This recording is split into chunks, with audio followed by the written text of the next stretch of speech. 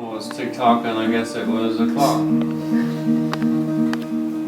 Alright, here we are in whose room? What's your name? Philip. Philip's room.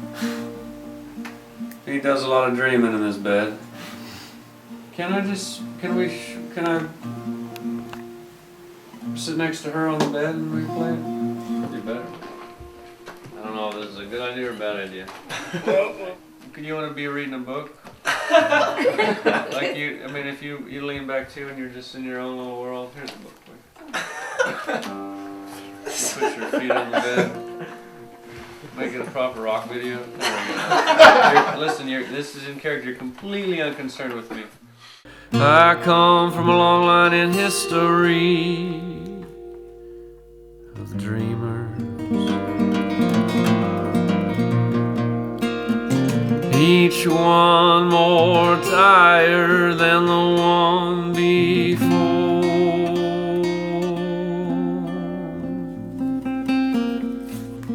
All of us too bored to pay attention.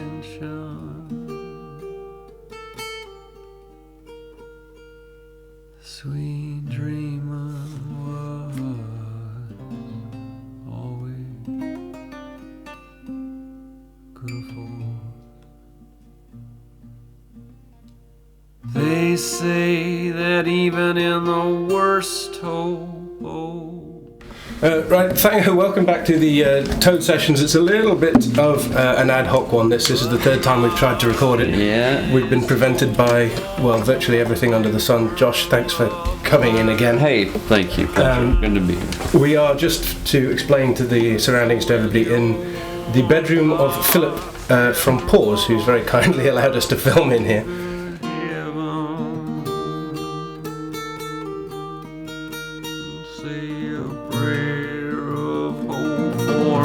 Drifting, sweet dream of mine.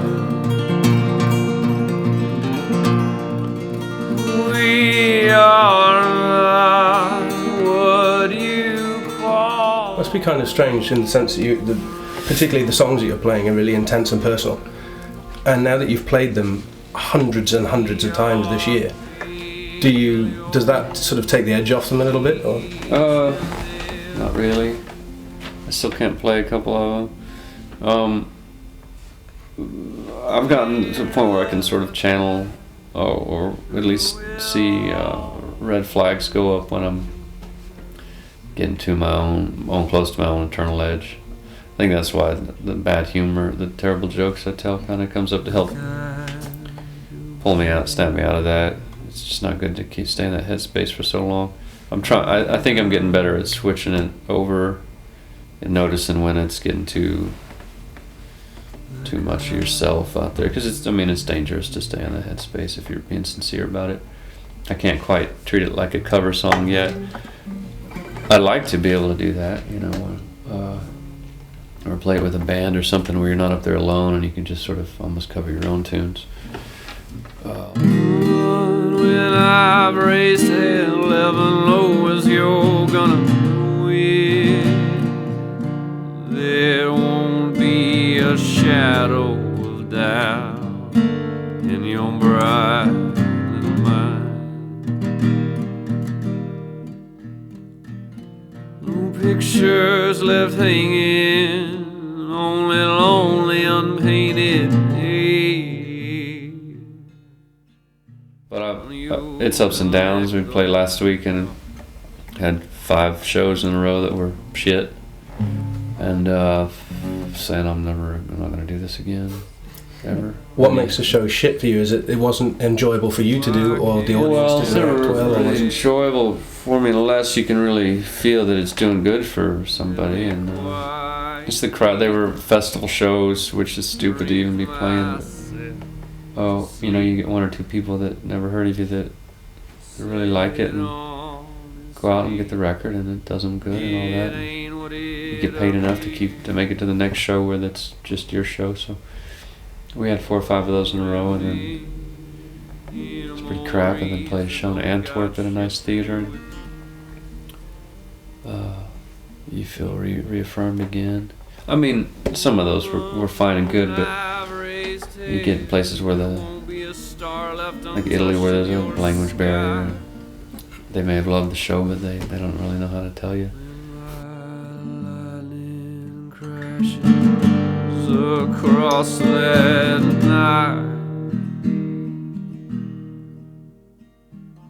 no shadows of doubt or of turning in that questioning little mind. Just a burning, kindled truth in one single agonizing, blinding white light.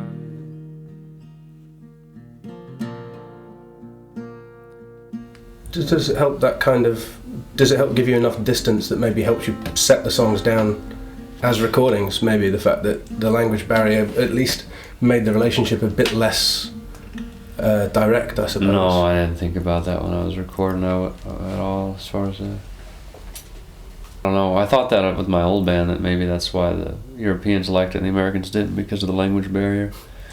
Because there's baggage in America with anything that was religious or something. Because there's a heavy right-wing crap all shoved down everybody's throat. So if anything's remotely sympathetic to Christian imagery, it's categorized and blacklisted real quick. I think that's one of the reasons we didn't do so hot over there, because people are just prejudiced against that sort of imagery. I understand it, but I don't know. I didn't think about it with this record or the last one. I wrote the songs before I even was going to put them out, so as I did for the last 10 years. So. I think with religious imagery, one of the issues might be as well, it's quite an intense and uncomfortable subject for people to discuss anyway. So when it comes up in songs, it might be a little bit difficult, but there's almost a similar, the reaction to your last record has been amazing, but there are certainly some people who find the intensity of it a little bit uncomfortable, like this. Good, I hope so. It's an uncomfortable record. Should do. I like art that's polarizing, even if it's not any good. Heather, Dinah. Heather. Ah, shit.